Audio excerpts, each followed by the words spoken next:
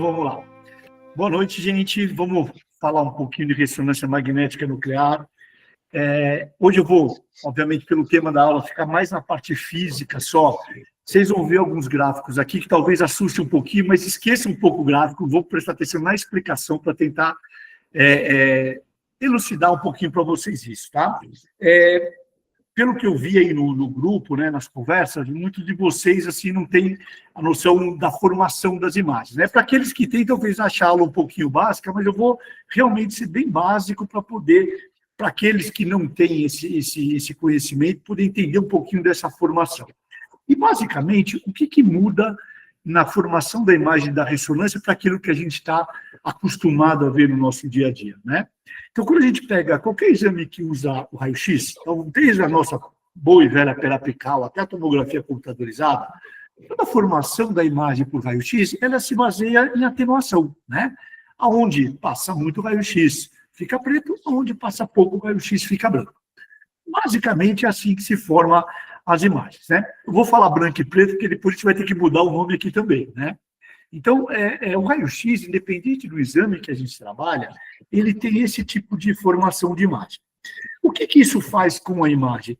Que o tecido, né, que a gente quer avaliar, ele sempre vai aparecer do mesmo jeito.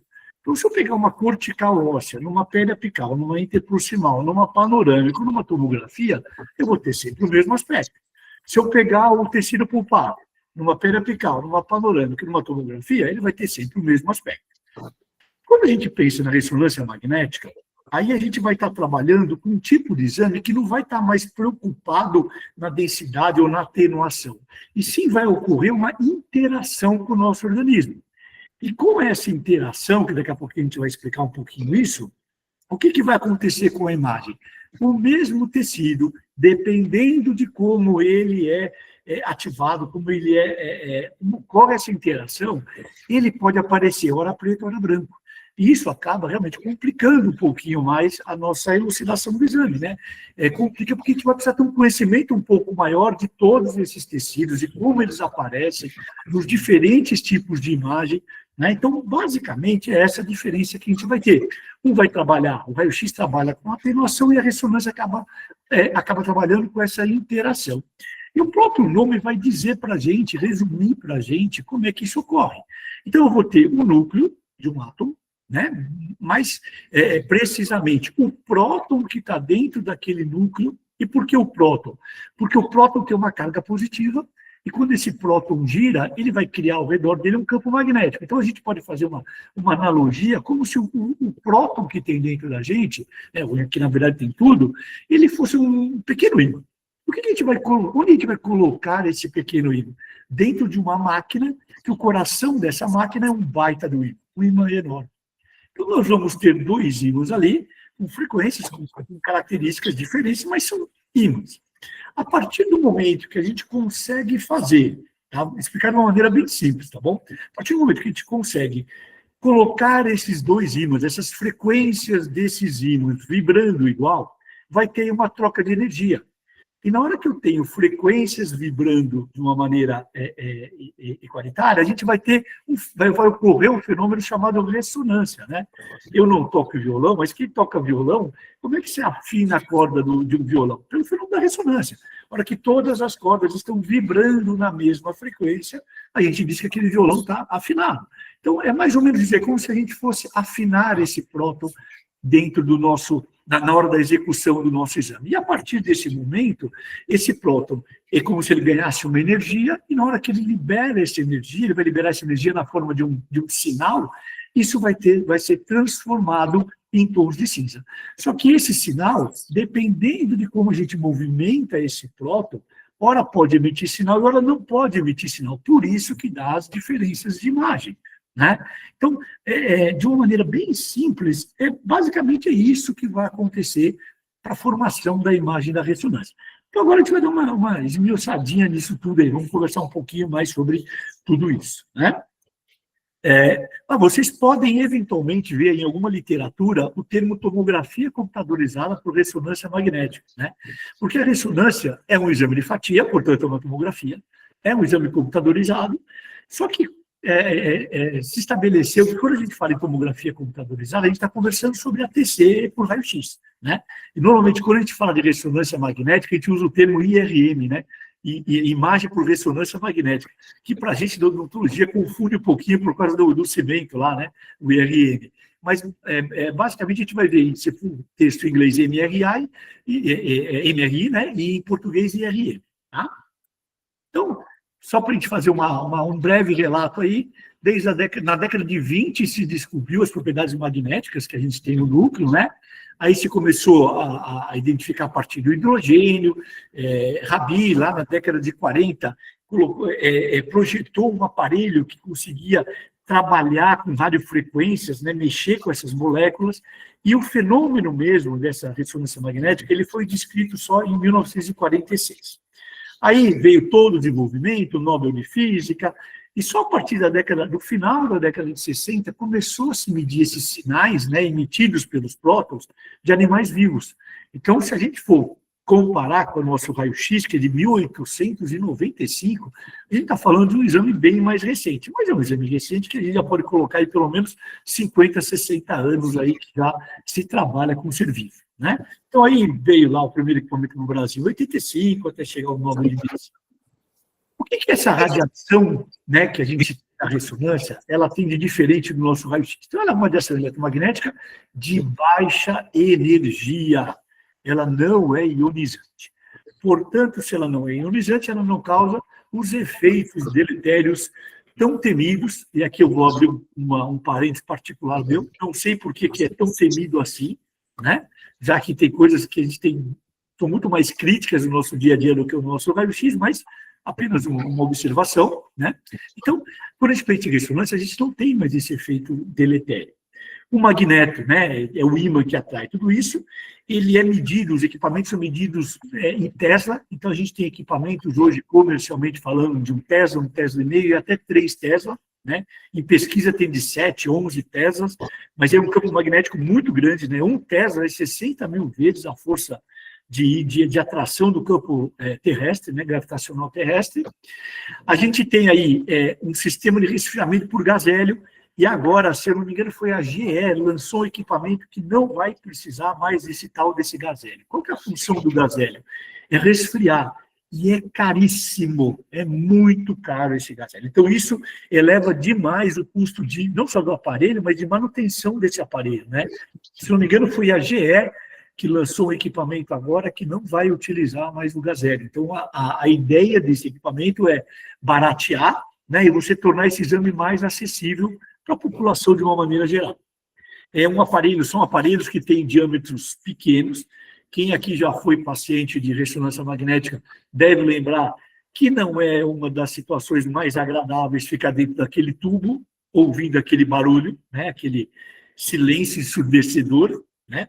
É uma brincadeira, porque quem já fez esse exame é um barulho que não para, né? Um tum, tum, tum, tum, tum, o tempo inteiro, às vezes vai mais rápido, às vezes vai mais devagar, né? E tem pacientes que não entram nessa máquina, e quando há realmente a necessidade de se fazer esse exame, você acaba tendo que sedar esse paciente, né? Então, o que vai acontecer? Tem alguns componentes, mas antes de a gente falar desses componentes, o equipamento está aqui em corte, então o paciente ele tem que ficar envolvido por esse equipamento. A gente já vai ver que tem um tipo de equipamento que não envolve completamente, mas quando você não tem esse ímã envolvendo 360 graus do paciente, você vai perder campo magnético, e aí você perde um pouco da qualidade final da imagem, tá? Então o paciente ele acaba tendo que ficar meio entubado ali, né? Ele vai ficar meio numa área um pouquinho fechada. E quando ele vai fazer um exame da parte superior de crânio, né, no nosso caso de ATM ou de face, né, ele vai ter que entrar com a cabeça. E, às vezes, é uma sensação não muito agradável. Sem contar que tem um barulho ensurdecedor. Então, o que é esse momento do barulho? Como é que ocorre essa interação com esse próton para que esse próton consiga receber essa energia e liberar essa energia? Essa interação ela acontece a partir de uma emissão de radiofrequência, de frequências de rádio, né? Então, o nosso aparelho ele vai emitir frequências de rádio, e que é exatamente a hora que vocês estão ouvindo aquele barulho. E por que há aquela variação de barulho, porque essa frequência ela vai ser mudada, os pulsos que a gente vai falar daqui a pouquinho, ele vai sendo alterado. Então, você tem ali toda uma emissão dessa radiofrequência, que é essa frequência que vai mudar a posição do próton, e a partir dessa mudança de posição desse próton, você vai ter aí um ganho de energia, uma liberação dessa energia na forma de um sinal. A gente tem algumas bobinas para emitir a radiofrequência, para tornar essa radiofrequência homogênea, bobinas de gradiente, que é para a gente poder trabalhar com os planos, né? A gente trabalha em 3 eixos, X, Y e Z. A gente tem essa bobina de superfície, que eu tenho um slide específico para falar dela, que ela é muito importante para a qualidade do exame.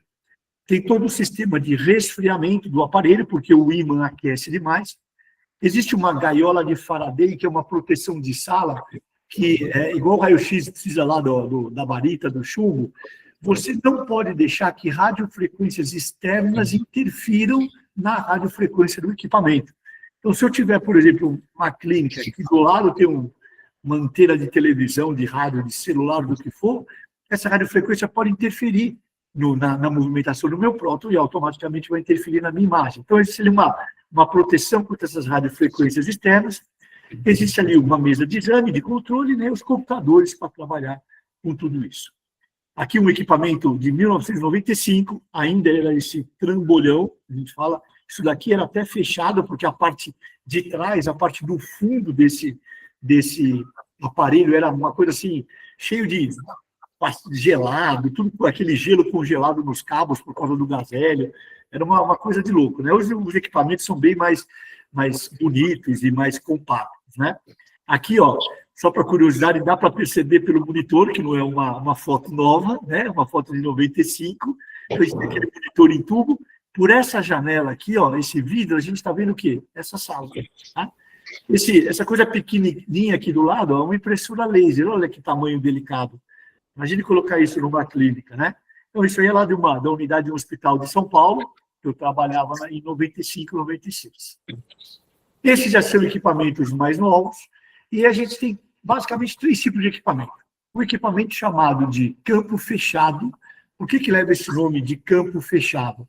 Porque o ímã envolve 360 graus esse paciente. Isso faz com que você possa ter um campo magnético maior, e aí você vai ter uma interação com os prótons melhor. Se o próton recebe um sinal melhor, ele responde com um sinal melhor. Como a imagem vai ser formada a partir desse sinal, obviamente a qualidade da imagem vai ficar melhor. Mas como tem pacientes que não entram nesse tipo de aparelho, se desenvolveu equipamentos de campo aberto, que, vou ser bem sincero com você pela experiência que eu tenho. Um paciente que tem claustrofobia, o cara não entra no elevador, ele não vai entrar no equipamento nem de campo aberto. Esse paciente, ele tem que ser sedado. Mas para aquele paciente que tem um pouco de controle, você consegue fazer no campo aberto, consegue ter umas imagens com qualidade, mas, obviamente, o de campo fechado, ele tem um resultado final de qualidade de imagem melhor. E existem alguns equipamentos de extremidades, que aí você já tem campo magnético baixo, não consegue uma imagem com uma qualidade muito grande, né? Tanto é que laboratórios mesmo, normalmente nem tem essas extremidades, né? Eu faço uma analogia com a gente da odontologia, é aquele dentista que resolve comprar um panorâmico e pôr no consultório dele, né? Então é mais ou menos aquele médico que resolve comprar uma ressonância lá pequenininha para colocar no consultório dele. Tá? Então não é um equipamento que vai gerar um campo magnético muito grande. Isso daqui é muito importante para a qualidade da imagem, é chamada bobina de superfície. Então vamos pensar o seguinte, se eu tenho uma radiofrequência, uma onda de rádio, que vai chegar no meu organismo para interagir com os meus prótons, né, o que os nossos avós, para não dizer a gente mesmo, fazia quando o nosso rádio começava a chiar? Você não levantava a antena? Você não colocava, às vezes, um bombril, né, uma esponja de aço ali, uma palha de aço, para melhorar o sinal? A bobina de superfície, ela é uma antena. Então, quanto mais próximo essa bobina tiver da área de interesse, melhor vai ser a qualidade de imagem. Estou dando um exemplo aqui de ATM, que é onde eu mais trabalho, mais com ATM do que com patologia, né? Ao contrário do Sérgio, que vê mais patologia, eu vejo mais a parte de ATM. A gente tem essa bobina pequenininha aqui, ó, que não é exclusiva de ATM, ela é para articulações, então para fazer um pulso, um punho, né, para fazer um cotovelo, e a gente coloca ela bem próxima aqui. Se eu tiver duas, ok, eu já faço bilateral, eu ganho metade do tempo de exame aí. Se eu tiver uma só, eu faço um lado, faço do outro, ou eu uso uma bobina de crânio. O que acontece com a bobina de crânio? Eu vou ter ar em volta da minha área de interesse. Aqui eu coloco grudada mesmo aqui do lado. Ah, mas o ar, será que vai interferir? Interfere, né? A ressonância ela é tão capaz de pegar pequenos detalhes que até o ar interfere. A ATM, por exemplo, interfere tanto assim? Não, mas para alguns exames interfere bastante. Por exemplo, mamografia. Eu acho que mamografia não, perdão, exames de mama. Né? Exames de mama, acho que são os exames mais sensíveis que a gente tem, que precisa de mais detalhamento. Né? Tanto é que quem é mais das antigas, o único filme que tinha uma emulsão para evitar sombra era o de mama, né? O de mamografia, no caso. Ele era, os nossos filmes, né? Os antigos filmes, ele é sempre dupla emulsão, para você poder diminuir o tempo de exposição. Só que essa dupla emulsão gerava uma sombra, né, que é imperceptível para o nosso olho, mas gera uma sombra. De mama era o único filme que era emulsão só de um lado.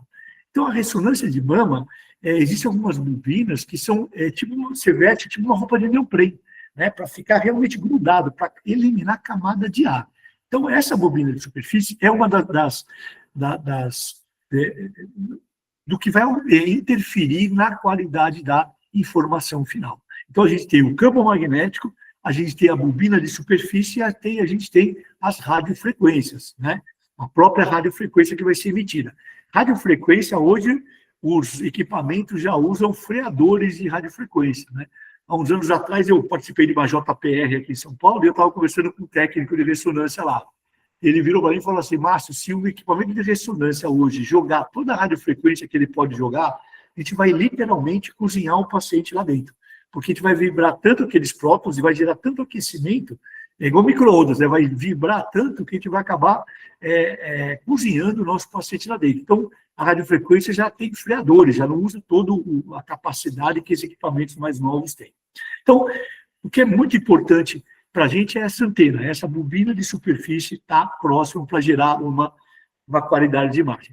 Para a ATM, a gente usa esse dispositivo de abertura bucal, que ele, obviamente, ele é de um metal paramagnético, né? O pouco de metal que tem é metal paramagnético, porque senão o ímã vai puxar isso daí. E o legal desse tipo de equipamentozinho aqui, desse dispositivo, é que você tem aqui do lado, ó, uma regrinha que já te dá a abertura. E a gente sabe que todo exame de ATM, se a gente consegue ter essa abertura, essa máxima abertura permitida, né, pelo paciente, é legal, a gente coloca no laudo, isso é uma informação importante. Porque a ATM, hoje o cara não abre a boca, daqui a uma semana ele vai levar o exame no consultório do dentista e ele está abrindo a boca. Então, quem que está com a verdade, né? Olha, na hora do exame ele não conseguiu, o máximo que ele conseguiu foi essa abertura aqui, né? Isso é muito importante para entender que o exame foi feito correto, que o cara não colocou uma caneta na boca e entendeu aquilo como abertura, né? Então, vamos lá, pessoal. Tudo bem até aqui? Só para dar uma introdução aí, vamos agora, de uma maneira um pouquinho mais detalhada aí, falar um pouquinho sobre a formação e os tipos de imagem que a gente tem na ressonância. Então, conforme eu já vi que o Sérgio falou na outra aula, né, e eu já comentei agora um pouquinho, a imagem ela se origina a partir de um sinal que é emitido dentro do núcleo dos átomos e, mais especificamente, pelos prótons, né? O próton, ele tem uma carga positiva e ele tem um giro.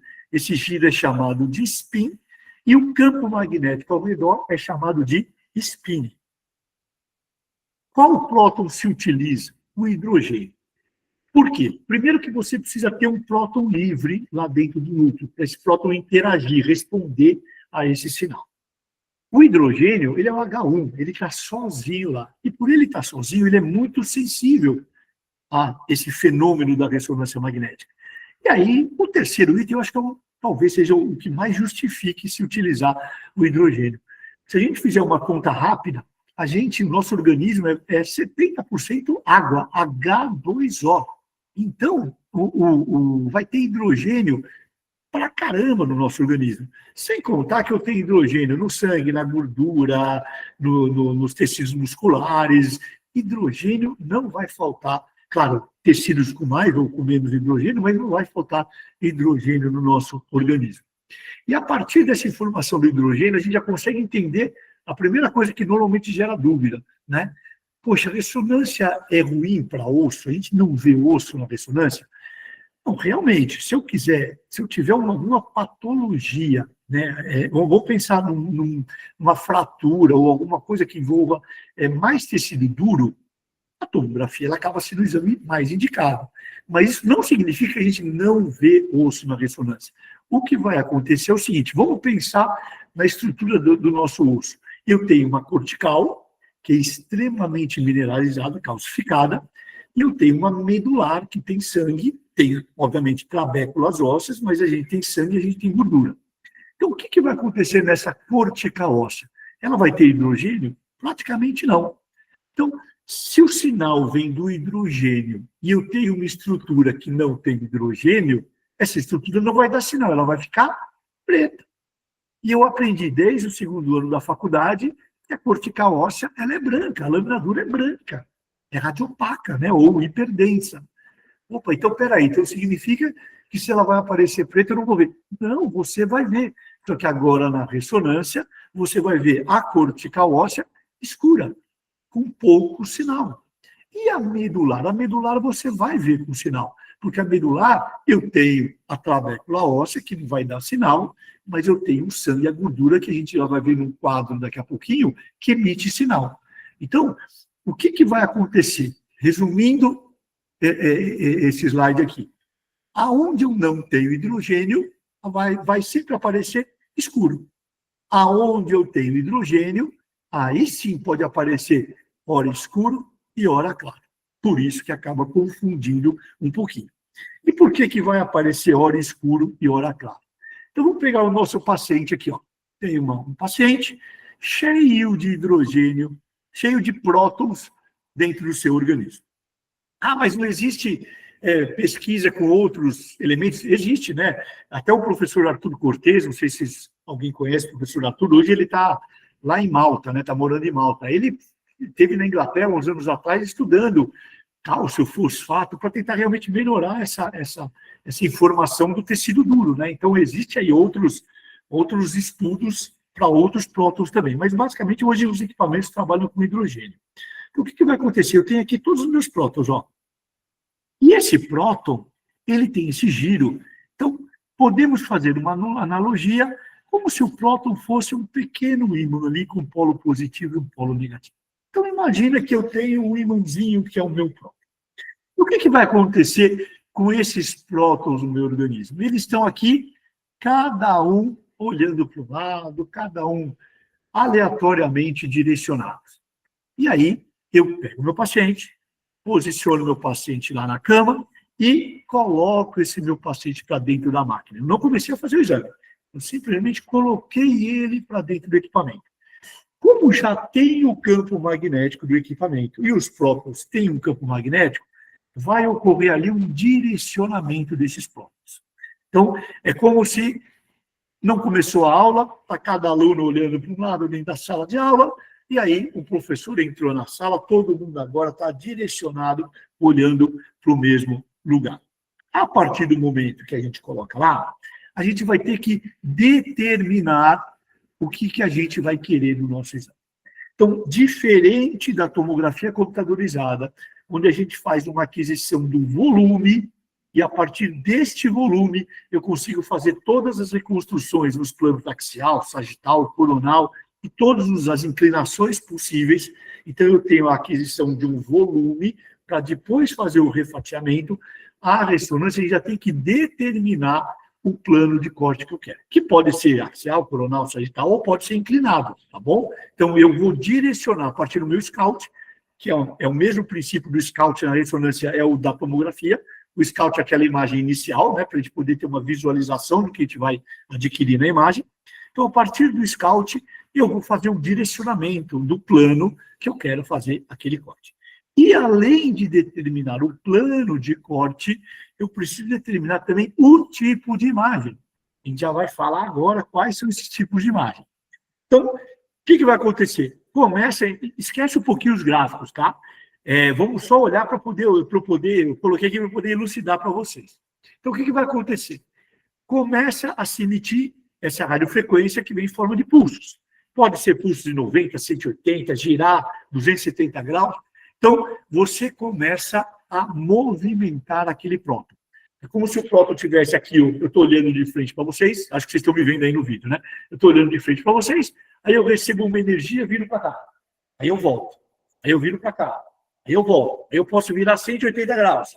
Então, de acordo com o tipo de imagem que eu quero, eu vou tendo esses pulsos, essa movimentação desse próton. Depois que esse próton ele movimenta, ele sai daquela posição de conforto e vai para uma outra posição.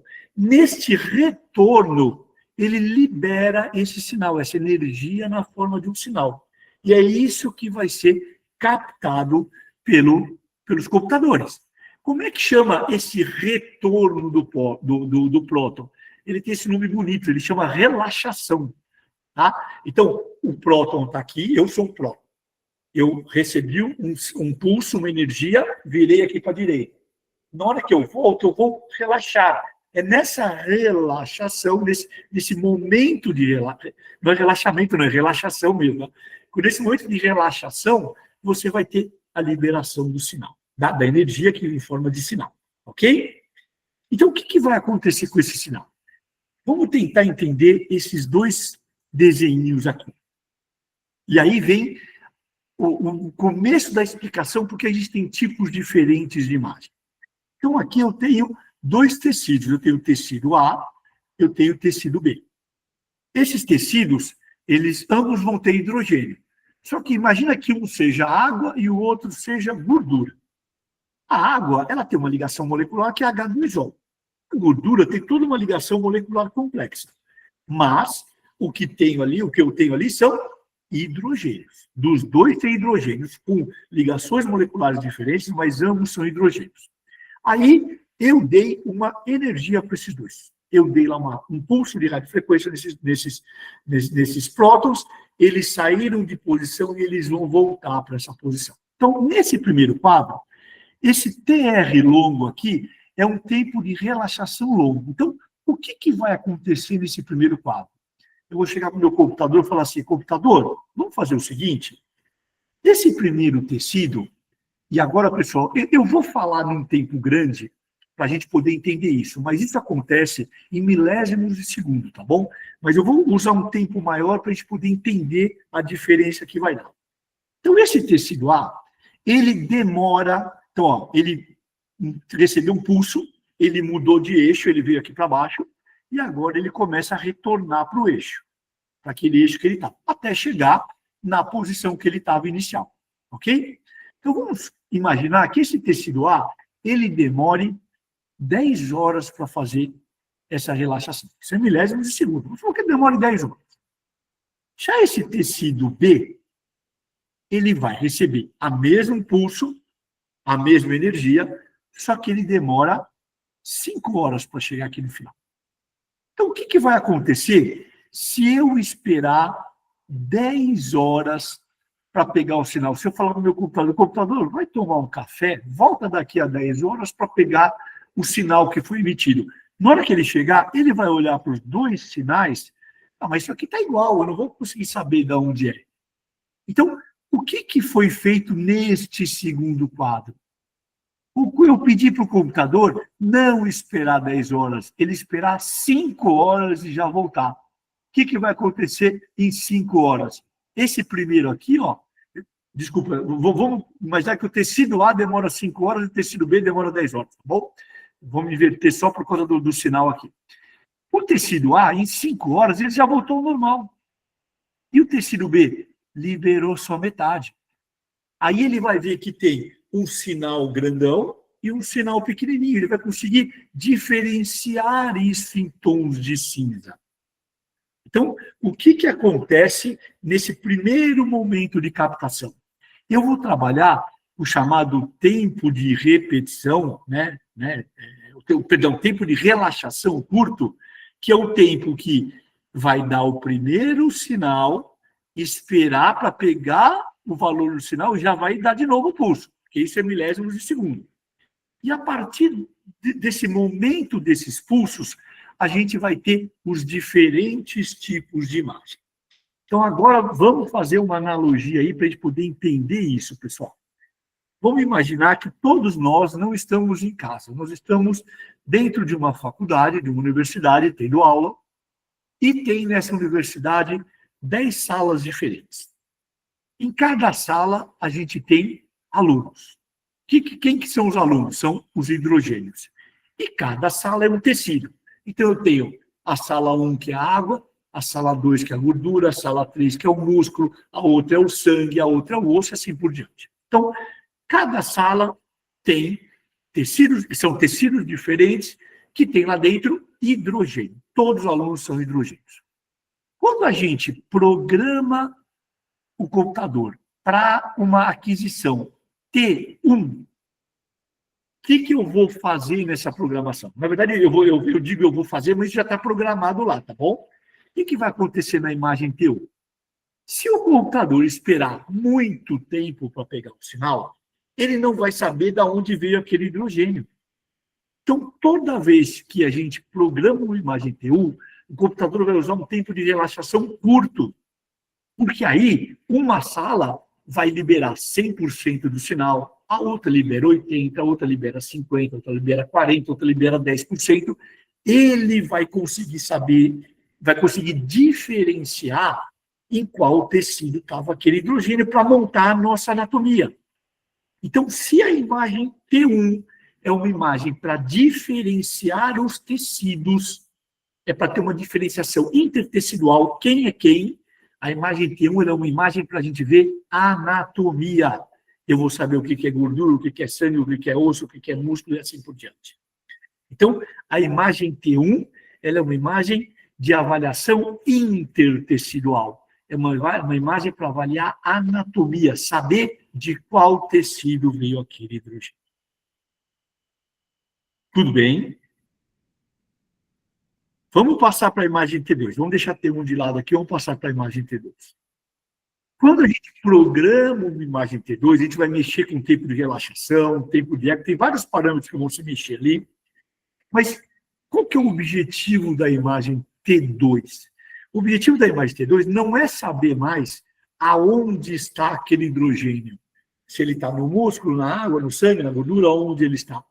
O objetivo da imagem T2 é saber se dentro daquela sala todos os hidrogênios que estão ali dentro são de músculo, de gordura, de sangue ou do que for. Então, vamos dar um exemplo para vocês entenderem de um músculo de um atleta que está suspeitando de ter tido um estiramento muscular. Então, o que vai acontecer na hora que a gente programa para fazer uma imagem T2? Os hidrogênios que estão naquele tecido vão interagir entre eles e vão emitir um sinal.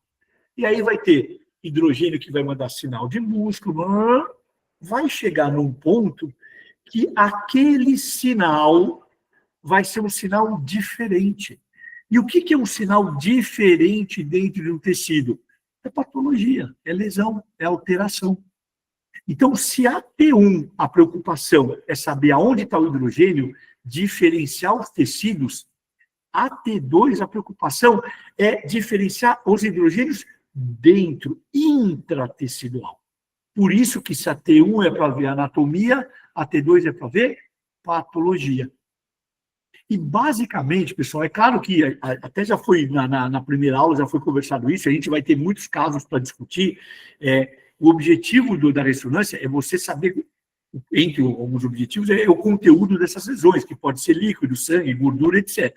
Mas, basicamente, líquido é o que vai sempre chamar a atenção da T2. Por quê?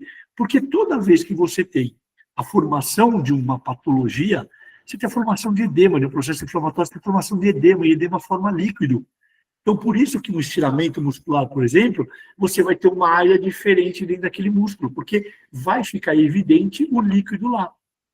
E o líquido, que vai ser o grande diferencial para a gente nas imagens, ele aparece preto em T1 e branco em T2, com hipossinal, com pouco sinal em T1 e muito sinal em T2. Mas, Márcio, por que que hora aparece preto, hora aparece branco? A gente tem aqueles 3 eixos, né? X, Y, Z que eu falei. Então, imagina que o próton está no eixo lá, o próton está no eixo X.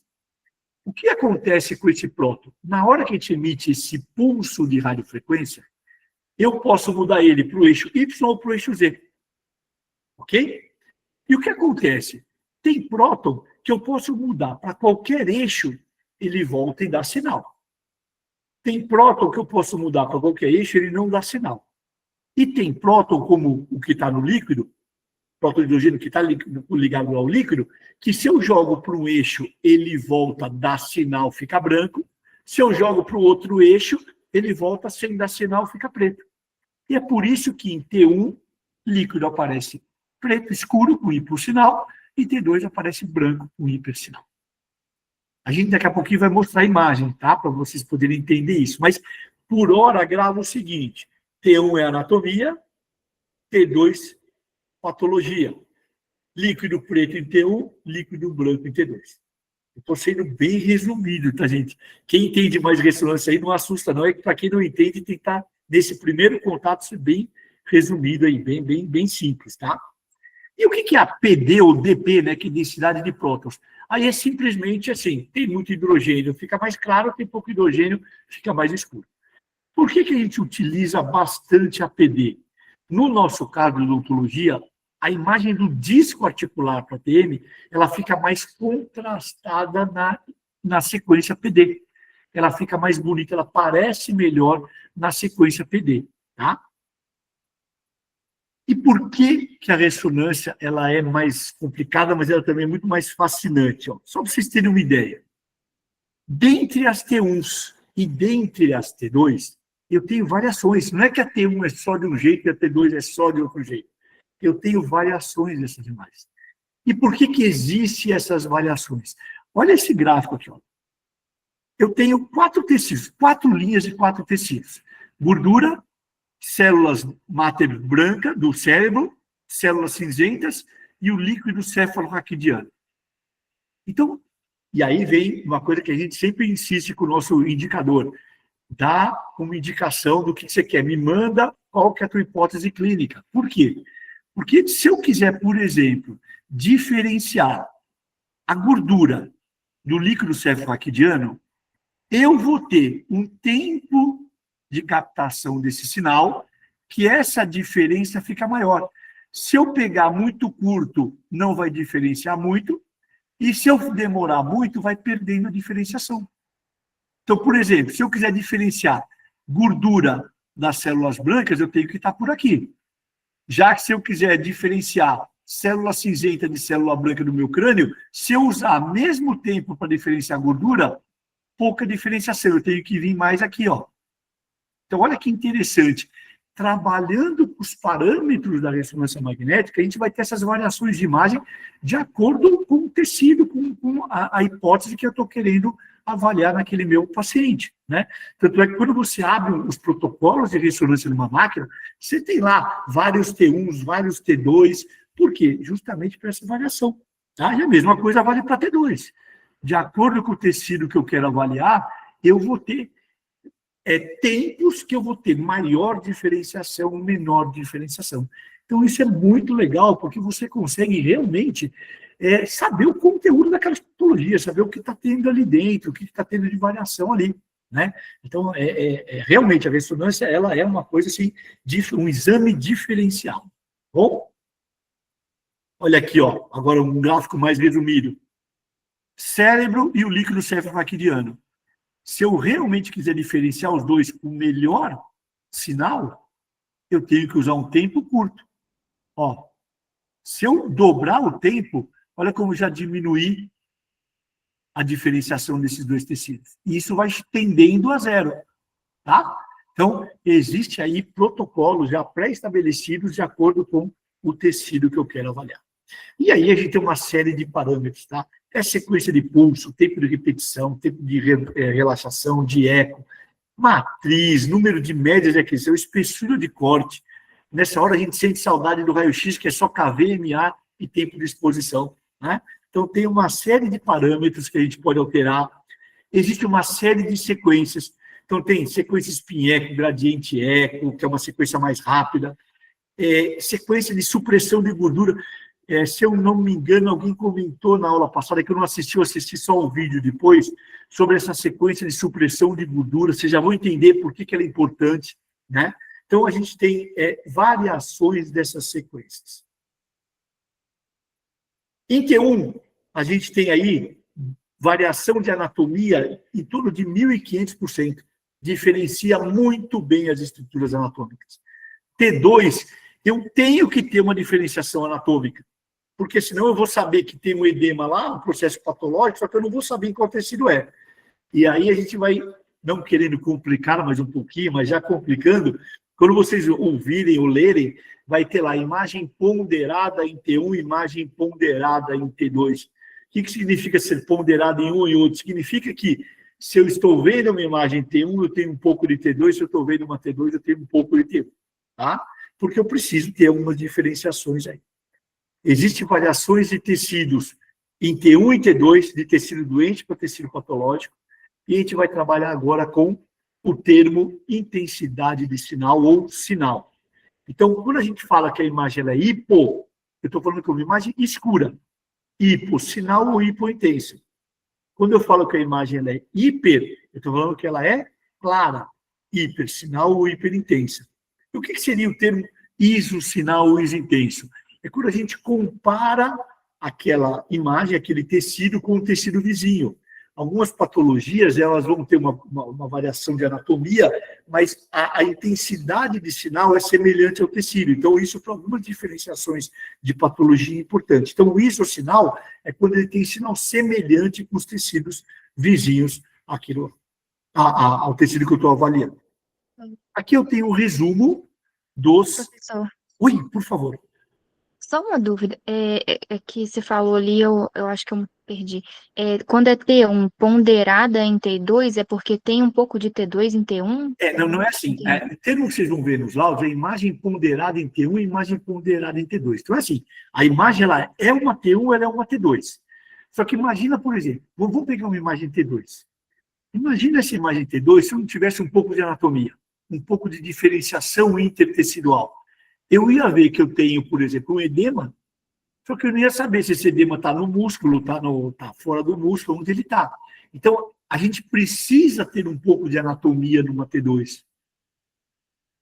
Por isso que a gente fala, ela não é uma T2 pura, ela é uma T2 que tem um pouquinho da anatomia, para poder saber onde está aquele tecido. Por isso que o termo utilizado é ponderada, ela não é uma T2 pura, não é uma T1 pura, ela é ponderada para T2, ponderada para T1. Entendeu? Entendi, obrigada. Uhum. Aqui tem os principais tecidos. Líquido, ele é preto, hipointenso em T1, e branco, hiperintenso em T2. Uma observação aqui importante, né? O computador, ele é burro, tá, gente? O computador, ele segue comandos ainda, né? Não sei se um dia ele não vai seguir mais o nosso comando, mas ele segue comandos. O computador, ele te mostra uma imagem branca em T2, de líquido. Só que ele não vai te falar se esse líquido é de um edema ou se esse líquido é anatômico. Vamos pensar na nossa TM. Eu não tenho líquido sinovial? Quem vai saber se aquele líquido é de um processo inflamatório ou se aquele líquido é anatômico é o meu conhecimento de anatomia. Tá? Então, ele só me fala, aqui tem líquido. Aí você que tem que entender que líquido é aquele lá. Estruturas sólidas, estruturas calcificadas, sempre vai ser ou com pouco sinal ou sem sinal, porque não tem hidrogênio. E aí, não importa se é T1, T2, PD, se não tem hidrogênio, não tem formação de sinal. A gordura, ela é hiper e ela é hiper. Gordura é branca e branca. Por que, então, que se faz uma T2 com a supressão da gordura? Porque se eu tiver um edema intramuscular, vou pegar o nosso pterigoideu lateral, o nosso masseter. Se eu tiver um edema lá, o músculo não tem gordura, eu não ia saber se é gordura ou se é líquido. Então, a gente sempre faz uma T2 com supressão dessa gordura. O computador ele vai apagar a gordura, ele vai pegar o sinal da gordura e falar assim, você eu não vou ler hoje, e joga de lado esse sinal, só vai me mostrar líquido. E olha que interessante o sangue, gente. O sangue ele é hiper e hiper. Ele sempre tem bastante sinal. Só que o que vai acontecer na T2? Conforme o sangue vai mudando, vai coagulando, ele vai perdendo um pouco desse sinal. Então, o que acontece, por exemplo, um paciente que chega num PS com AVC hemorrágico? Se você fizer uma ressonância, você vai conseguir saber se esse AVC aconteceu agora há alguns minutos ou já tem algumas horas, por exemplo, de acordo com a intensidade desse sinal. Tá? Tanto é que, para vasos mais calibrosos, não precisa nem se injetar contraste na ressonância. Você vai pegar, por exemplo, uma aorta, uma carótida, o próprio fluxo sanguíneo ele aparece intenso quando a gente faz uma ressonância magnética. Tá? E olha esse corte axial aqui. Ó. Vamos entender esse corte axial para a gente poder entender um pouquinho essas imagens aí. Está todo mundo vendo a ponteira laser aqui que está mostrando. Né? Então, vamos pensar anatomicamente que esse é um corte do meu cérebro, e no cérebro eu tenho um líquido chamado líquido cefalovaquiriano. E eu acabei de ver que quando eu tenho esse líquido hiperintenso com hipersinal branco, é uma imagem T2, que é essa imagem aqui com a letra C. Quando eu tenho esse líquido escuro preto, é uma imagem T1. E essa imagem A aqui, que é uma imagem intermediária, é a PD. A densidade de prótons é uma imagem muito mais anatômica do que para T2, tá bom? Vamos observar essa estrutura que eu vou apontar aqui agora, que eu vou circundar aqui agora. Uma estrutura bem escura, bem hipointensa em T2, também hipointensa em PD e também hipointensa em T1. Se eu estou falando de uma estrutura que não tem sinal em nenhum tipo de corte, eu estou falando de uma estrutura que tem quase nada de hidrogênio ou não tem hidrogênio. O que é isso? Cortica óssea, calota craniana. Olha a calota craniana aqui, que bonita. Ah, então não dá para ver osso? Mentira, dá para ver osso. Só que agora eu estou vendo osso preto, escuro. Então a gente consegue ver osso sim, só que com um outro aspecto que a gente não está tão habituado. E olha ao redor da calota craniana, o que eu tenho? A pele. O que eu tenho na minha pele? Eu tenho irrigação, eu tenho gordura. Lembra do quadro passado? Líquido em T1 é branco e gordura é branco. Branco com branco dá um super branco. PD branco com branco dá um super branco. T2 não é branco e branco? Não deveria dar um super branco? Por que não está tão intenso o sinal aqui? Porque apagou a gordura. Esse clarinho que vocês estão vendo aqui é a irrigação da pele. Se tivesse feito sem a supressão da gordura, estaria igual aqui na T1. Então, são essas variações que a gente tem. Tá? Todo mundo conseguiu entender os tecidos que eu mostrei aqui, pessoal? Está tudo bem aí? Todos vivos? Ó, hein? Vou entender que está todo mundo... Não importa se for depois que eu mostrei, mas está todo mundo entendendo aí, tá? Excelente, Márcio. Melhor aula que eu já assisti de Legal. fundamentais de ressonância. Legal. Artefato atrapalha? Sim. Tanto o artefato de movimento, né, que a gente classifica em fisiológicos periódicos, como a respiração, batimento cardíaco, o líquido cefalovaquiriano. O que acontece com esse tipo de movimento? Não tem como não fazer. Olha, você, por favor, fica 5 minutos sem respirar, o paciente morre na mesa, né? Então, a ressonância me permite, na hora que eu estou fazendo, para vocês entenderem, na hora que eu estou fazendo o FOV ali, né, eu consigo delimitar uma área menor, por exemplo, vamos imaginar fazer uma ressonância da coluna lombar. Eu vou ali, eu elimino, eu tenho que deixar a coluna o mais colimada possível, vamos usar esse termo assim, para diminuir o movimento do pulmão, porque o paciente vai ter que respirar, o movimento do batimento cardíaco. Então, a gente consegue melhorar essa questão. Tem pacientes que, os movimentos não periódicos, por exemplo, peristalse intestinal, doença cerebral, tique, o paciente ele tem Parkinson, como é que você quer que ele fique quieto? Não tem jeito. Então, ou você ceda, ou então vai ser um exame que vai atrapalhar.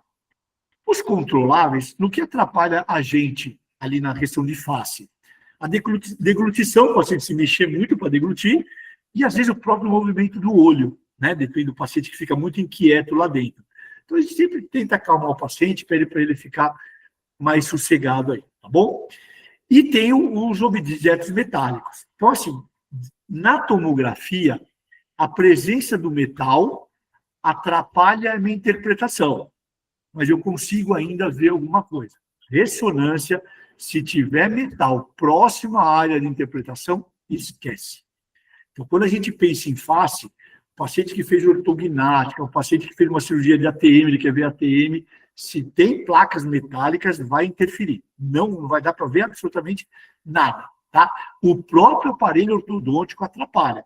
Por isso que às vezes vem lá o pedido, não sei se tem ortodontista aqui no grupo, né? Vem lá o pedido para remoção do aparelho, o ortodontista quer matar a gente, né? Mas não tem outro jeito. Eu vou mostrar depois uma imagem de artefato aqui. A imagem fica horrível, tá? Claro que hoje os equipamentos estão melhores, a gente consegue compensar algumas coisas, mas de uma maneira geral, ele atrapalha demais. Não dá nem para fazer o exame, tá? Professor, Oi. professor, o senhor sempre pede para tirar o aparelho, né? Mesmo que tenha resistência. Então vamos lá. Não, perdão, pode continuar. Às vezes eu encontro, eu sou da bucomaxilo e faço articulação, e às vezes eu encontro muita resistência do ortodontista para tirar o aparelho, mas em geral, vocês pedem mesmo, não sou eu que sou a chata, né? Não, e eu vou te mostrar uma imagem de artefato que foi banda e molar. Não é que o cara tinha um disjuntor palatino, tinha banda e molar. Então vamos lá. Como protocolo, o laboratório chega com o aparelho, ele já nem coloca na máquina, porque ele sabe que vai dar zica, né? Às vezes, de repente, o paciente é um paciente que ele tem, às vezes, um botão só, né? Hoje com o Invisalign, tem paciente que às vezes tem um botão, até se coloca, tá? Mas paciente que vem, principalmente com banda, disjuntor, a gente tinha, hoje está um pouco melhor, né? Mas o buco, né? Se é buco, o buco normalmente pedia, às vezes, pré-ortognática. Então, ele fica com aquele aparelho todo amarrado para fazer uma ressonância. Não dava, não tinha jeito, né? Não é dizer que eles ficam felizes com a gente, não ficam, né? Mas assim, não tem jeito. Vou dar até uma experiência que eu tive com um colega buco, um amigo meu aqui de São Paulo. A paciente estava infernizando ele me ligou um dia e falou assim: Márcio, coloque essa mulher na máquina só para mostrar para ela que não dá para fazer, porque já não tem mais o que fazer, ela está brava com todo mundo. Eu falei: não, marca um dia que eu estou no laboratório lá, a gente faz. Aí cheguei, expliquei. Obviamente, os técnicos lá não gostaram muito, porque acaba atrasando os exames. Eu falei: gente, vamos só colocar. Colocamos, fiz o scout, vocês vão ver o scout daqui a pouquinho. Mostrei para ela, falei assim: ó, entendeu? Ela, tá bom. Então, assim, normalmente, nem se tenta, tá bom? Depende do aparelho que tiver, já nem se tenta. Se precisar usar contraste, é um contraste diferente, não é a base de iodo, é o gadolínio, porque eu preciso de alguma substância que eleve o sinal, que torne aquela imagem mais clara, tá bom? Que no caso é o gadolínio. Existem algumas contraindicações. Essa placa aqui, normalmente ela fica numa antessala, o paciente ele nem entra na antessala, ele fica lá atrás. Não dá para você ter o equipamento de ressonância do lado de uma recepção igual a gente tem um tomógrafo, tá? Porque o campo magnético é muito forte. Então, tem algumas contraindicações totais, que é marca-passo, por exemplo, você não pode fazer, e todas as outras indicações, elas estão relacionadas com a presença de metal, né? Clipe neurocirúrgico, se for de metal paramagnético, ok, fazer, precisa do laudo do neurocirurgião. Hoje os stents já são farmacológicos, então já não tem grande problema. No caso de ATM, né, se ele tiver próteses auriculares, esquece, não tem como fazer o exame do lado da ATM. Próteses mal adaptadas, corpos estranhos metálicos, vai depender se está solto ou não dentro do organismo. Pessoal, não vai puxar um parafuso de dentro do organismo, tá? Não tem esse poder todo, mas vai se movimentar. De repente, esse corpo estranho, ele está numa área nova, então o paciente tem lá um projétil de arma de fogo que está quietinho lá dentro do cérebro dele, está paradinho lá. Ele não vai sair atirando, pessoal, mas pode se deslocar. Então, se evita. E as gestantes, vocês estão vendo aqui, eu até preciso depois confirmar se ainda a FDA continua com essa recomendação. Não tem nada a ver com o efeito deletério. Tá bom? Mas a recomendação é porque essa movimentação dos prótons, ela gera um aquecimento no corpo. Uma febrezinha. Precisa ser um exame mais demorado, e o exame de ressonância normalmente são um pouco mais demorados, tá? Então, gera às vezes um aquecimento, e no início da gestação, essa elevação de temperatura pode interferir ali na alimentação da placenta, mas é mais uma precaução do que qualquer coisa, né? A gente brinca que gestante e centro de imagem a gente não dá nem bom dia, porque às vezes o bom dia ela já vai achar que foi o nosso bom dia que deu, né? Então, às vezes, você tranca a porta antes de ela entrar, tá? Mas aí não é uma questão de efeito deletério, de ser ionizante, tá? Qual que é o protocolo que a gente usa? Eu vou falar o protocolo de ATM, tá bom? Mas isso também vai servir para outros protocolos, né? Normalmente a gente trabalha com cortes sagitais e coronais. Para patologia, a gente também trabalha com sequências axiais. T1 para ver anatomia. No caso de ATM, a PD para ver o disco. Eu posso trocar a T1 pela PD. Então, ao invés de fazer T1 e PD, eu posso fazer só PD. E a T2 para ver inflamatório. Não existe exame de ressonância só T1, só PD ou só T2. A T2 ela é obrigatória para poder ver essa questão do líquido. O que eu posso optar, no caso de ATM, é pela PD. Mas no caso de patologia, a T1 é importante também. Então, depende da indicação do exame, tá bom? E lembra no começo da aula que eu falei que a gente tem que programar a sequência de corte? Então, o plano de corte e o tipo de imagem? Então, a gente chama de sequências, né? Então, uma sequência sagital T1, a média de tempo dessa sequência gira aí de 4 a 5 minutos, depende da sequência, um pouco mais rápido, uns 3 minutos. Mas vamos colocar uma média de 4 minutos, tá? Então, se eu quiser fazer uma sagital T1, 4 minutos, sagital T2, 4 minutos, coronal T1, 4 minutos, axial. Então, é um exame mais demorado. É um exame que gira em torno de 30 a 40 minutos. Então, eu preciso entender a minha indicação do exame e equilibrar isso, né? Não adianta fazer um exame de ATM, por exemplo, que o paciente às vezes está com dor, né? Ah, eu quero fazer 500 mil sequências de boca aberta. O paciente está com dor, mal e mal ele consegue ficar numa sequência lá, tá? Então, a gente tem que entender que eu preciso de diferentes planos e diferentes sequências. Eu tenho que otimizar o meu exame para que também não fique um custo muito alto, né? Porque imagina um exame de meia hora para um exame de 2 horas. O laboratório vai querer também cobrar mais por causa disso. Estou aqui mostrando um protocolo de exame. É feito um scout. A partir desse scout, a gente vai achar o côndilo. Eu vou dar um protocolo de ATM, tá? Repara o seguinte, ó. Repara que eu tenho uma imagem do crânio inteiro. O corte axial do crânio inteiro. Mas por que aqui está mais evidente, esse sinal está melhor? Porque aquela antena estava coladinha aqui, ó. E lá no Hospital Paulistano, lá em 96, 97, a gente só tinha uma bobina dessa, que era muito cara a bobina. Eu me lembro que na época custava o valor de um equipamento panorâmico. Era essa a comparação que eu fiz na época. Então a gente fazia um lado, depois a gente invertia e fazia o outro lado. Aqui eu vou achar o quê? Eu vou até dar um zoom aqui. Deixa eu dar um zoom aqui nessa imagem aqui, ó. Eita.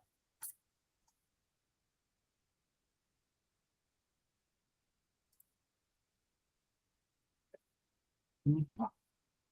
Não está vindo para o meu zoom aqui. Bom, se a gente olhar aqui, ó, eu tenho que achar o longo eixo do côndilo. Então, onde eu estou passando aqui, ó, que é essa imagem mais hiperintensa, mais branquinha, ó, é o eixo da nossa cabeça, do nosso côndilo. Por que aqui está mais claro? Porque a parte medular é a parte que a gente tem sangue e gordura. Ao redor eu tenho um contorno escuro, um contorno com hipossinal. O que é esse contorno? É a cortical óssea do côndilo. Então eu tenho que cortar desde lateral até medial.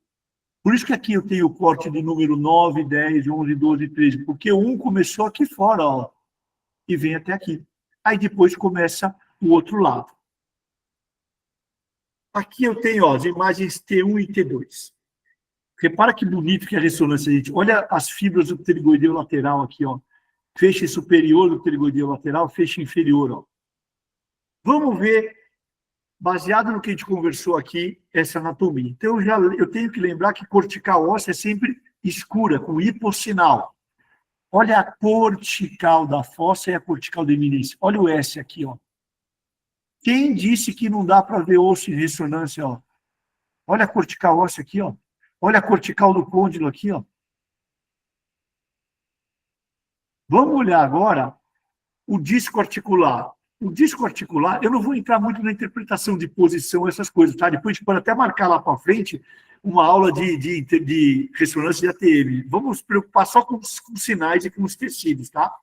O disco articular, eu sei que ele não é irrigado, né? O disco articular, ele não tem irrigação. É lá atrás, naquela zona bilaminar, que a gente tem inervação e irrigação. Então, se ele não é irrigado, ele é sempre mais escuro. Olha uma imagem escura aqui, ó. Aqui, bem embaixo da minha ponteira, está a banda anterior, que eu vou tirar agora, e aqui em cima a banda posterior. E que quando eu olho a imagem T2, eu vejo uma linha branquinha hiperintensa embaixo e uma linha branca em cima. E aqui no meio uma área mais escura. Esse mais escuro é o disco, e esse claro o que, que é? O líquido sinovial. Eu não tenho espaço articular superior, espaço articular inferior. É um espaço vazio? Não, é um espaço que tem líquido sinovial. Olha a imagem do líquido embaixo, olha a imagem do líquido em cima aqui. E a PD? Olha como o disco fica mais contrastado, ó. Tá vendo que ele está aparecendo melhor aqui, ó? Por isso que existem essas variações dentro da T1, dentro da T2 e a PD. Porque cada tecido aparece mais contrastado num tipo de imagem. Então, para a gente ver o disco articular, é muito legal a PD. Então, ó, eu tenho a cortical da fossa e da iminência, a cortical do côndilo, da cabeça e da mandíbula, e o disco aqui, ó. E na hora que o paciente abriu a boca, deveria vir até onde está a minha ponteira aqui, ó. Parou antes, ó. Olha o disco aqui no meio. Olha o disco aqui no meio. Cortical da fossa, cortical da iminência. O paciente tem uma hipoexcursão aqui, numa hipomobilidade, né? Mas a gente não trabalha com o computador, então a gente tem como dar uma facilitada na nossa vida, né? Principalmente para quem está começando. Dá para ver o osso e o disco melhor agora, ó. Ah, mas está parecendo o raio-x. A função do negativo era trazer isso para o mundo que a gente está mais habituado. Só que, gente, o disco não é tecido duro, né? Aqui é um negativo de computador, é um recurso de computação, tá? Só para mostrar o disco aqui, ó, para vocês compararem as estruturas, ó. E com a boca aberta. E olha que legal os feixes do pterigoideu, né? Puxando aqui, ó.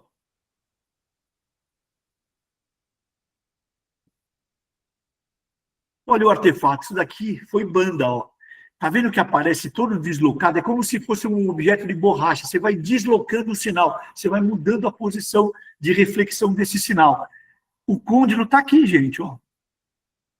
Uma parte aqui, outra parte aqui, não dá para ver nada.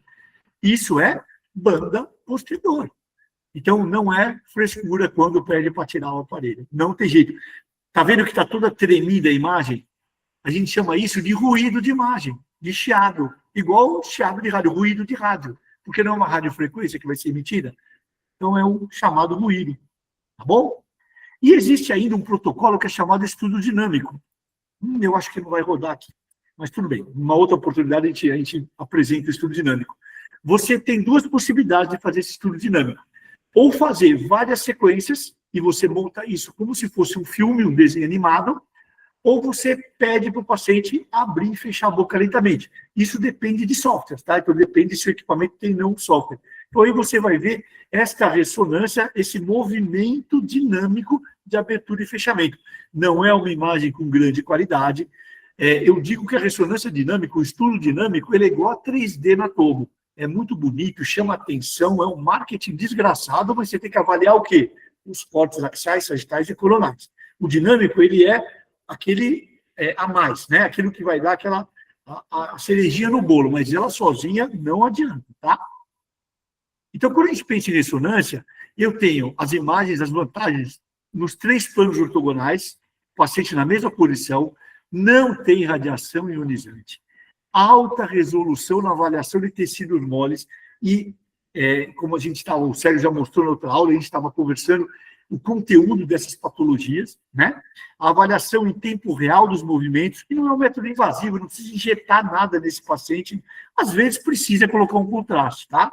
Não é que sempre não precisa, mas muitas situações eu não preciso injetar contraste nesse paciente.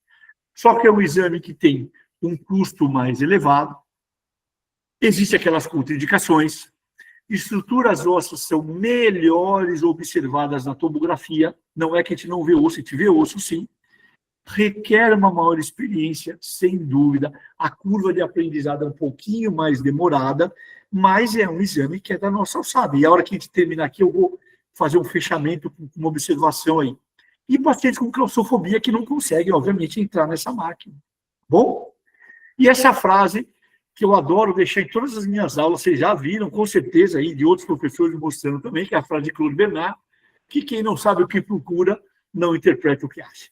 Né? Todo exame, quando vem com indicação, o nosso resultado, a nossa entrega para o profissional sempre é melhor. Aqui tem meus contatos, né? O celular vocês têm aí no grupo, mas tem meu Instagram, tem meu e-mail, e independente aqui da aula, o que eu puder ajudá-los, né?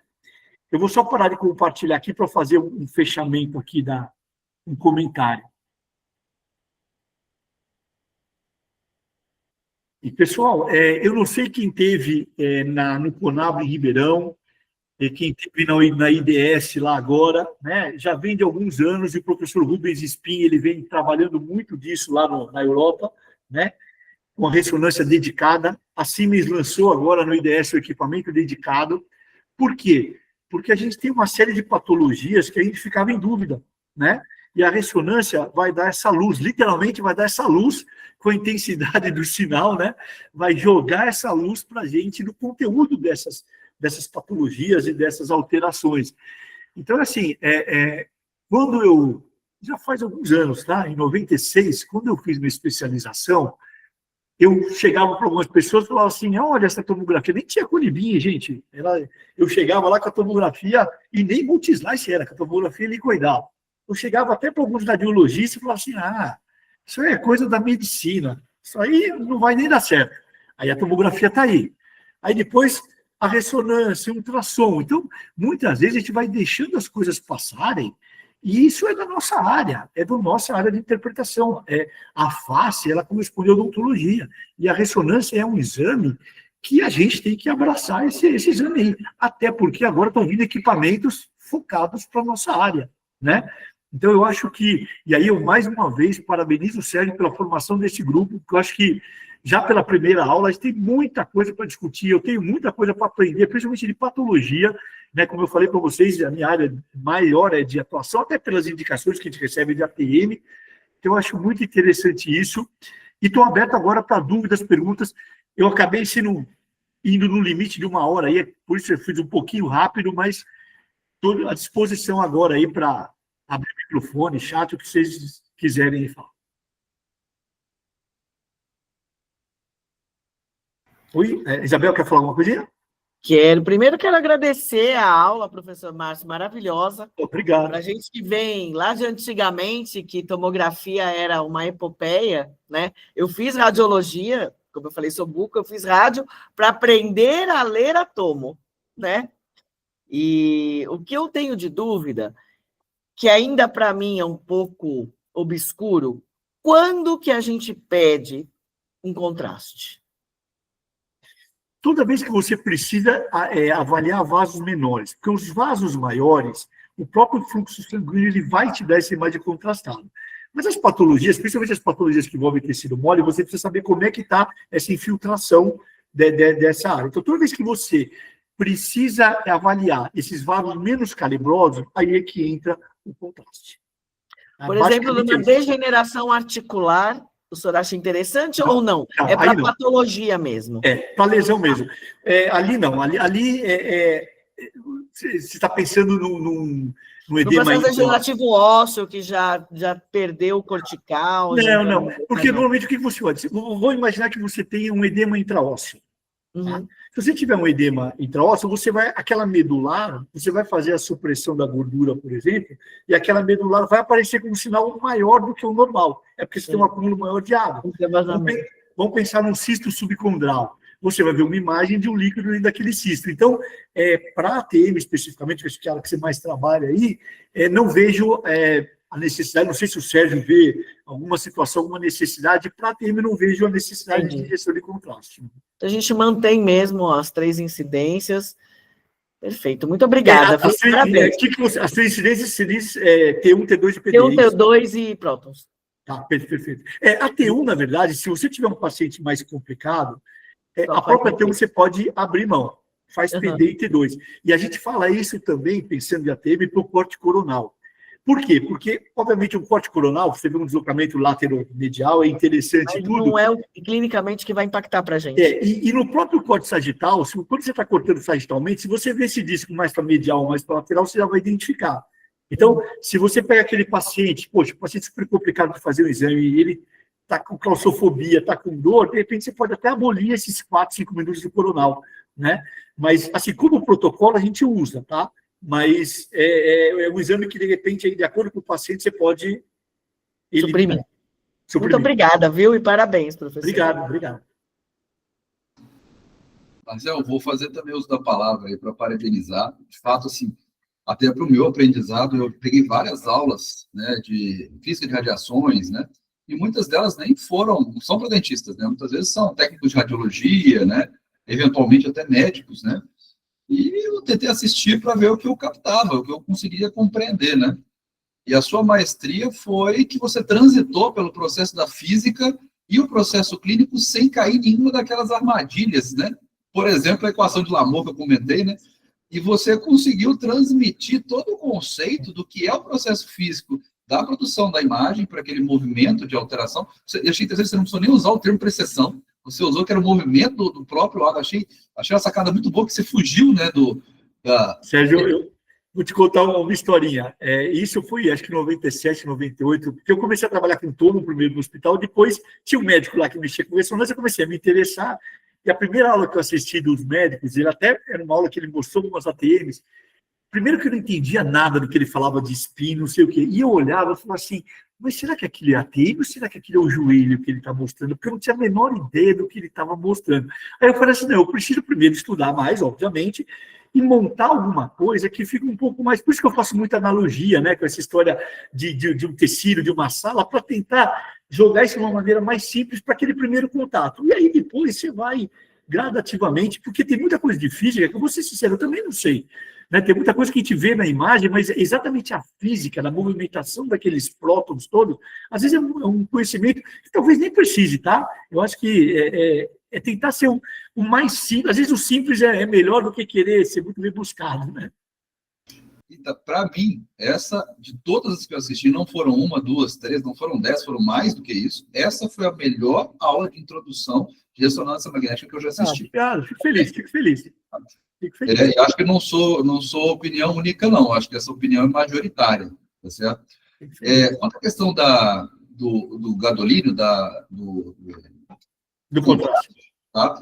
Nas patologias, pelo menos nos artigos que eu tenho levantado, eles fazem uso não só para identificar alguns processos ali inflamatórios, mas tem uma ponderação que eles fazem, que é na ressonância dinâmica, porque o tecido ele vai captando ao longo do tempo esse gadolínio, né? E aí, da mesma forma como você mostrou, né? Aí, no princípiozinho, o tecido que está mais vascularizado ou mais ativo, ele tem uma captação mais rápida. E o que eu achei interessante? Em carcinomas epiteliais, tem um caso mostrando exatamente isso, que são muito pequenos, ou ele tem só a placa branca, né? O que eles fizeram? Para delimitar a lesão, eles fizeram o uso do contraste e fizeram a ressonância dinâmica. E aí o que acontece? O primeiro lugar a captar é aonde tem o maior metabolismo.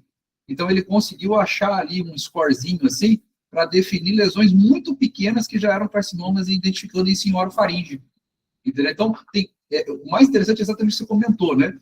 Tem várias aplicações dentro de cada uma das circunstâncias, né? Você tem uma ferramenta multiuso, quase um canivete suíço, né? Então é muito peculiar, né? Mesmo a apresentação que eu falei das lesões foi dentro daquele escopo daquele artigo, e do qual eu falo que T1, por exemplo, é sempre isossinal. Mas se você me perceber falar, por exemplo, cisto de desenvolvimento, T1 vai ser diferente do que eu falei naquele artigo, que eu segui o que estava lá. E é essa multiplicidade que é o mais sensacional, entendeu? E olha que você mostrou dentro de uma mesma lesão, você ainda tem programações dentro do sistema que vão variar, né? Sem dúvida. Achei fenomenal a sua apresentação. Acho que você conseguiu passar tudo, né, de uma forma clara, de uma forma concisa, com uma habilidade de falar dentro do horário que eu não tenho. Eu sempre falo assim, eu vou falar 30 minutos, 2 horas e meia, depois eu estou terminando, né? Mas deu uma corridinha aí para dar essa 1 hora aí de aula aí. Eu achei sensacional. Foi legal. Tá? Eu vou deixar o pessoal fazer as perguntas, mas eu quero lembrar, para não esquecer, para você escolher alguém que vai ser o próximo apresentador. Isso fica a cargo de quem ministra, entendeu? Então, eu já até sei que eu vou colocar a Bel Aguilar, a Bel nessa roubada, para a gente falar de ATM no próximo negócio. Pode ser, Bel? Pode. E eu vou até te dar Pode uma sugestão assim, vamos tentar pegar uma coisa, como você é clínica, né, no que a gente pode te ajudar clinicamente. Eu acho que isso eu sempre falo que a gente como radiologista, não adianta eu achar uma imagem maravilhosa se essa imagem não tem uma função clínica para você, né? Eu posso fazer um monte de imagem aqui que, putz, fica tudo muito lindo, mas o que vocês precisam, né? Então, vou te colocar nessa roubada, Bel, me perdoe. Mas ele podia, Sérgio, me permite também falar alguma coisa focado em, pode ser patologia, alguma coisa de ATM que você se sinta mais confortável, algum artigo, alguma coisa, eu acho que vai ser bem interessante para todo mundo aí. É uma honra, professor, convite aceito. Muito obrigada. Pessoal, pode perguntar ao Márcio, eu sei que eu intrometi, peço desculpas, mas o Márcio... Não? Então, tem muita coisa para perguntar aí, ó. Vocês ouviram falar sobre a T1, que é a questão das alterações anatômicas, a identificação anatômica. Eu vi a questão da doutora Clarice falando sobre o T2, exatamente aonde que entra essa ponderação, mas eu estou achando que o pessoal ainda não perguntou da DP, né, da densidade proteônica ainda. Eu acho que alguém podia aí levantar, né, sobre a aplicação. Ele comentou muito bem da definição, que é uma imagem intermediária, né? Sérgio, me permite só, eu estou vendo aqui o chat agora, eu estou vendo algumas perguntas aqui só para ver, ó. A Natália falou assim, a Natália, envio do DAICO da ressonância. Ressonância, Natália, normalmente a gente trabalha no próprio software de aquisição, a gente lauda remotamente no próprio software, tá? Até tem como exportar DAICO, tudo, mas se você não tiver o software, ele não é um exame igual a tomografia que eu importo com um software qualquer de reconstrução, de visualização. Então, normalmente a gente trabalha ele à distância. Eu vou ver se eu salvo com os viewers aí alguns exames para mandar para vocês, tá? Boa noite, professor. Então, era a hora que o professor Sérgio estava conversando sobre, né, enviar casos da PAN, enviar uma toma e enviar resso, né? E eu falei assim até que era interessante se tivesse como enviar o arquivo para a gente realmente navegar, né? É que você... Os arquivos que eu consigo receber algumas em DAICO, tanto que aqui no Hospital Universitário da Universidade eles visualizam a ressonância pelo radiante. Pelo radiante, então, porque normalmente ele já vem com o visualizador, lá que você toca nele e ele já abre automático, né? Mas é que sempre me perguntam assim, será que eu consigo jogar para o on-demand? Será que eu jogar? Não vai dar. Inclusive, uma curiosidade, para quem não está acostumado a mexer com os arquivos de ressonância, quando você clica no ícone para ele começar a abrir, primeiro vê o lado direito, aí você para de enxergar a imagem e logo no mesmo arquivo você já vê o lado esquerdo. Não é a mesma imagem. Uma vez um colega falou, nossa, mas esse mesmo lado no início está tão diferente do outro. Eu falei, não, é porque um é o lado direito e na mesma sequência logo já aparece o esquerdo. Só para... Exatamente isso. Uma outra coisa importante é se sempre... Na hora que você vai abrir o arquivo, dá uma olhadinha lá se é T1, T2, PD, porque como tem esse monte de variações, às vezes você acha que você está olhando uma imagem T1 e uma imagem T2 e vice-versa, né?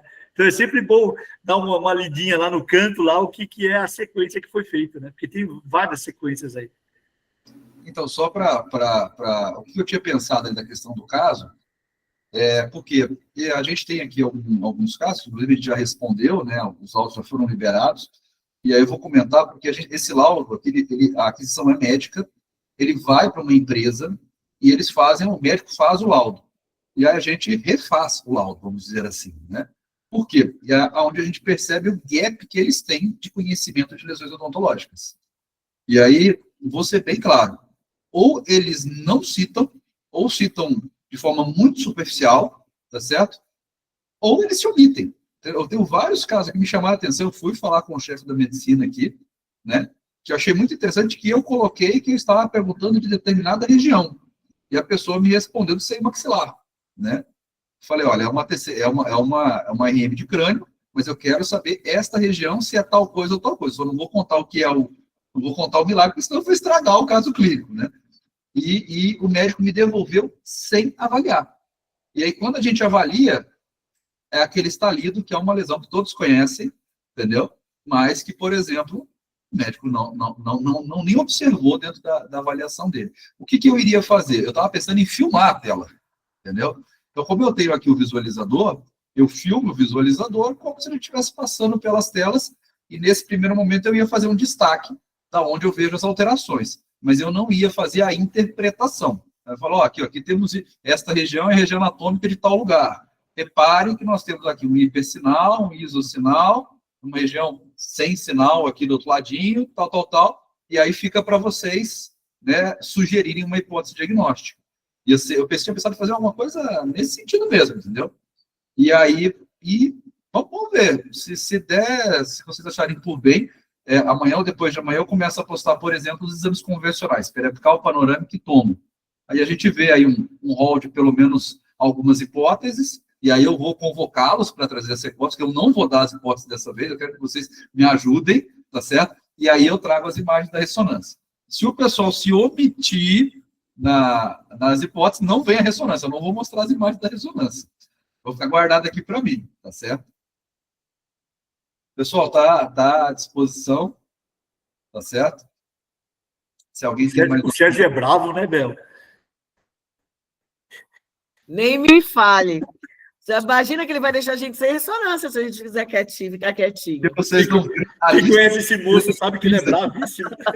É que vocês não viram a lista de presença, entendeu? Eu fiz a lista de presença aqui, eu estava dando uma olhada, quem foi presente, quem está no grupo, e quem não está presente, Meu Deus! não estará no grupo daqui a algum tempo, entendeu? Mas, gente, antes de tudo aí, não tendo mais questionamentos, agradecer em especial mais uma vez para o senhor Márcio, né, expor aí a minha admiração que eu tenho por ele, eu tenho um carinho gigantesco por ele, né, eu considero um amigo de verdade. Tive a oportunidade de conhecer ele em Ribeirão Preto, pessoalmente, né, apesar da gente não ser merecedor de um jaleco lá que teve, né, na aula de infiltração, só eu e eles não fomos contemplados, né, mas isso nos uniu na adversidade e hoje a gente é amigo, né? E para mim é uma satisfação e um privilégio excepcional de estar assistindo a aula dele. Eu gostaria de poder ver aulas dele todo dia, de verdade, né? Tem os vídeos dele da APRO, várias vezes eu vejo. Eu tenho aqui uma atividade que a gente faz dentro das Forças Armadas, que a gente discute diagnóstico, um curso das Forças Armadas, que a aula uma das aulas é um vídeo dele. Ele não sabe disso, não, que depois vai me cobrar royalties, né? Mas uma das aulas é o vídeo dele, falando sobre lesões metastáticas, né? E eu acho sensacional. Eu não conseguiria falar melhor do que ele. E então agradecer essa disposição, né? Agradecer a disposição de todo mundo que está aqui, entendeu? Que são pessoas que dedicaram um pouco do seu tempo, que estaria com a família, estaria descansando, estaria jantando, que sabe, né? Mas decidiu estar reunido aqui para tentar fazer, né, um movimento, né, para aquilo que eu acho que vai ser o nosso futuro próximo. Né? Então, parabéns pela iniciativa de todos vocês. Percam a vergonha, entendeu? Falem, participem, façam amizades, tá certo? O jeito mais fácil de fazer amizade é conversando, tá certo? Porque a gente se conhece melhor e utilizemos os recursos que nós temos. A distância atrapalha, o grupo aproxima. Então, vamos utilizá-lo de uma forma mais comum. Não tenham vergonha de fazer questionamento. Nós assistimos uma aula aqui agora, aí amanhã de manhã me vem uma dúvida sobre densidade de proteína. Bota no grupo. Olha, professor, não lembro, você falou um negócio lá do T1, que é o tempo de relaxamento, mas como assim? Não estou lembrado, eu não consegui ver. Bota lá que a gente vai tentar. Por quê? Porque algumas vezes não. Com frequência, as dúvidas de um são as dúvidas de outro, e a gente vai completando esse nosso objetivo de nos formarmos. E o que eu vejo? Nós estamos aqui hoje, seremos quem vai formar os outros mais para frente. Nós estamos fazendo, literalmente, né, nós somos os primeiros exploradores que eu vejo, né, nessa área. A gente está se empenhando, está abrindo um caminho, né, que apesar de já terem trabalhos publicados desde 2006, um pouco antes até, né, mas hoje, tentando desbravar esse exame, eu acho que todos vocês são os pioneiros, e eu dou parabéns para isso, e nós colheremos estes frutos, tá bom? Marcião? Eu que agradeço. Um beijo para todo mundo que está me mandando abraço aí, estou vendo a Tábua, gente que já deu aula. E eu estou à disposição, tá, gente? A gente vai se encontrar mais vezes aí. Obrigado mais uma vez aí. Uma boa noite para todos aí.